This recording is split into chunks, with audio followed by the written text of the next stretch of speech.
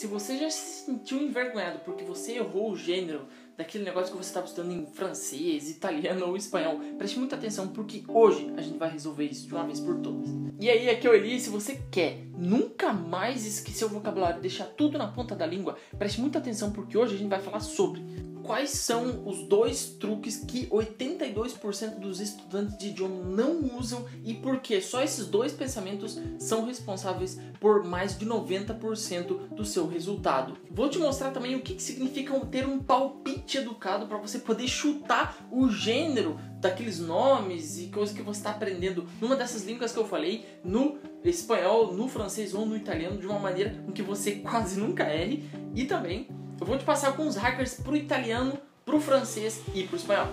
Aí eu tenho uma pergunta muito importante para fazer para você nesse vídeo.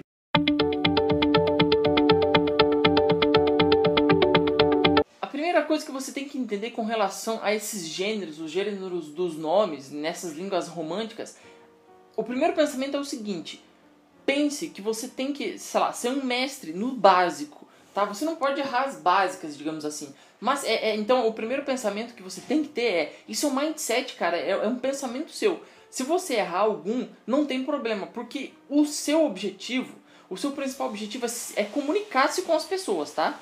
Então, se você não se comunica, se você nunca usa, não vai atrás, o que acontece é que o seu idioma começa a ficar truncado e você fica para trás. Então, o primeiro pensamento que você tem que ter é: não tem nada de errado você cometer um erro se você errar o gênero, alemão, esse tipo de coisa. Se você erra um gênero, tá? Geralmente o nativo ele te corrige e você continua daí para frente. Esse é o primeiro pensamento. Eu vou te passar vários hackers, mas você tem que ter esse pensamento em mente, para que isso não te segure. A segunda você tem que conhecer a família linguística daquele idioma que você está aprendendo. Aqui eu vou te mostrar alguns hackers para a família linguística quer dizer, funciona para tudo que eu vou te mostrar aqui, mas, por exemplo, se você conhece a família linguística romântica, que é de onde o português vem, o que acontece é o seguinte: as palavras que terminam com são em português, né, canção, por exemplo, em italiano fica canzone, vira ione, né? Então, se você sabe disso, fica muito mais fácil de você aprender algumas terminações. Não tem nada a ver com gênero, mas só para você ter uma ideia. E o mesmo acontece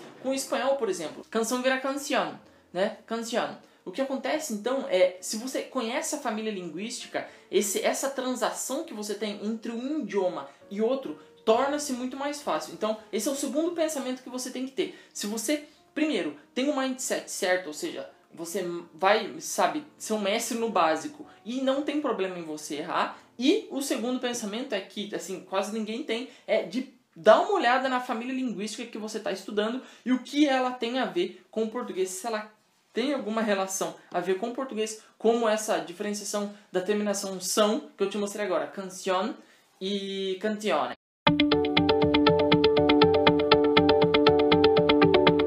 Eu vou te passar aqui 4 técnicas que eu usei para aprender quase toda a família romântica, das línguas da família romântica. E o que acontece é o seguinte: se você tem medo de falar com o nativo, presta muita atenção, porque esses hackerzinhos assim vão te ajudar demais a você parar de errar gênero de nome, seja em qualquer idioma que você esteja aprendendo, seja nas românticas ou qualquer outra, tipo alemão, esses outros idiomas aí. Então pega o papel e sua caneta e vamos lá. A terceira dica para além daqueles mindsets que você tem que ter, que eu já falei, a terceira dica é o seguinte: para você começar a decorar alguns gêneros, né, os básicos, o que ajuda muito é você fazer o seguinte: se você coloca um grande esforço em um idioma, por exemplo, eu coloquei um amplo esforço quando eu estava aprendendo os gêneros das línguas românticas, eu coloquei um amplo esforço no francês, que é uma das línguas que mais tem essa diferenciação, uma das mais complexas.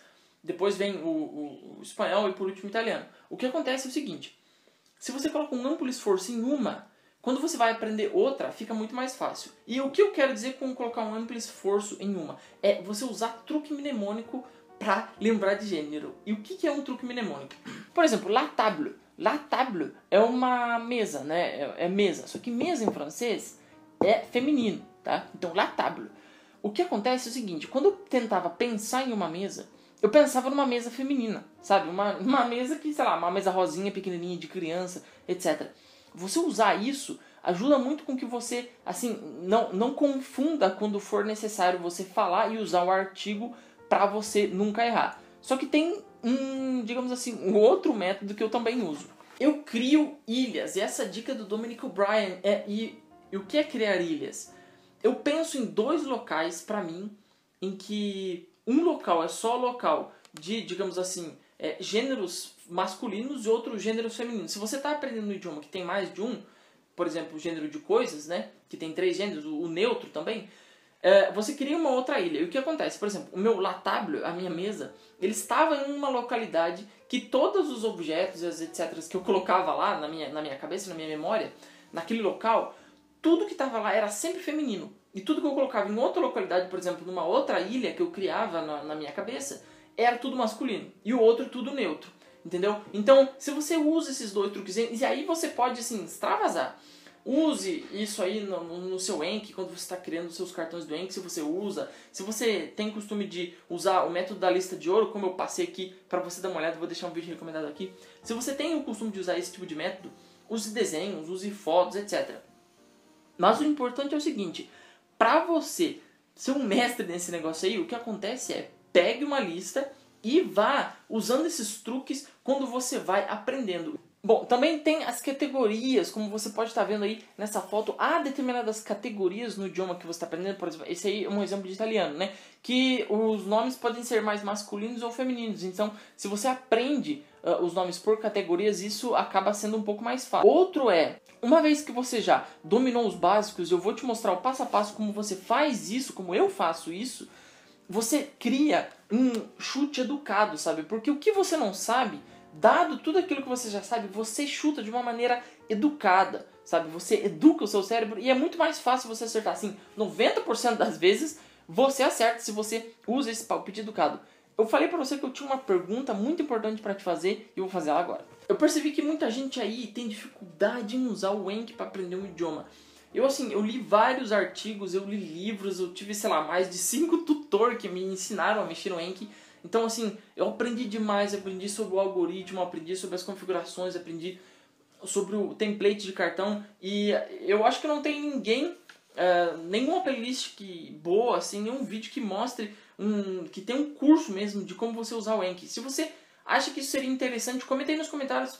Eu vou ficar feliz em saber se você acha que um curso de Enki seria interessante para vocês ou não, colocar umas playlists aqui no meu canal do YouTube. Eu vou ficar esperando o que você acha, que você comente o que você acha que deva ter, se você acha que isso é interessante ou não. Se você quiser, comenta aí embaixo do vídeo ou manda lá no nosso Instagram, que pode mandar no direct também. Eu vou ficar muito feliz com o seu comentário.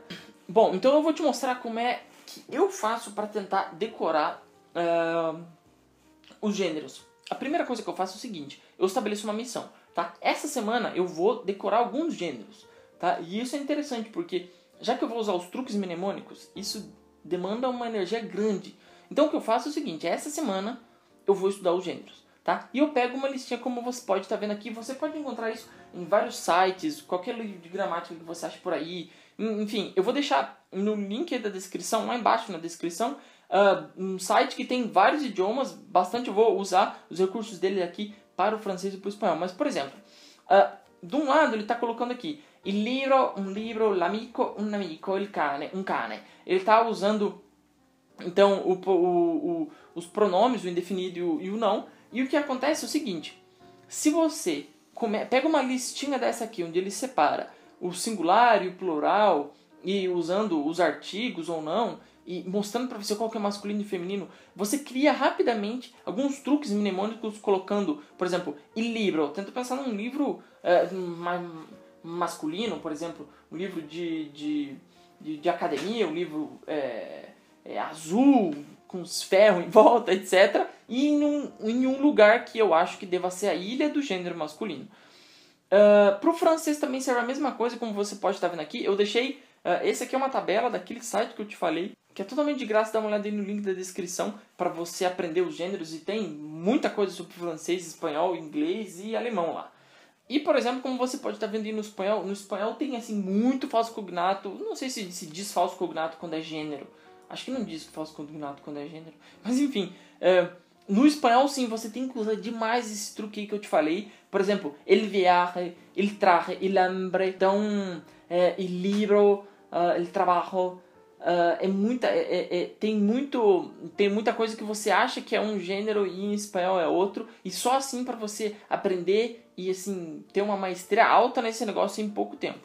Não se esqueça de falar aí nos comentários o que você acha sobre ter um curso, dar um curso do Anki para você dominar qualquer idioma. Então, nesse vídeo eu te falei que você tem que ter um mindset certo, ou seja, não se preocupando em fazer erros, e é bom você dar uma olhada na família linguística que você está aprendendo e quais são as relações que ela tem com o português. Isso, digamos assim, são as dicas preliminares.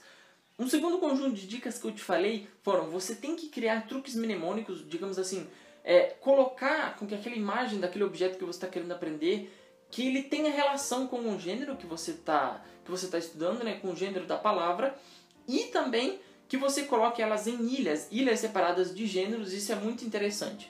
E a terceira dica é: você use, digamos assim, pequenas missões. Pegue uma semana para aprender isso e só estude, só aprenda isso, e depois largue e deixe que o seu palpite, digamos assim, seu palpite educado te leve aí para você descobrir o restante. Se você está aprendendo inglês e não outro idioma que eu já falei, eu deixei no primeiro link aí da descrição um vídeo que eu falei sobre como você aprender muito inglês em 7 dias. Eu espero que você possa usar o máximo disso, e funciona muito para qualquer outro idioma que eu usei. Os truques que eu passo lá, eu usei para aprender italiano em 6 meses, e como você pode ver no vídeo que eu deixei recomendado aqui, eu consegui conversar com 1 hora com o italiano nativo com tópicos mega complexos. Eu sou o Lívio, fico por aqui, e que Deus te abençoe. Au revoir.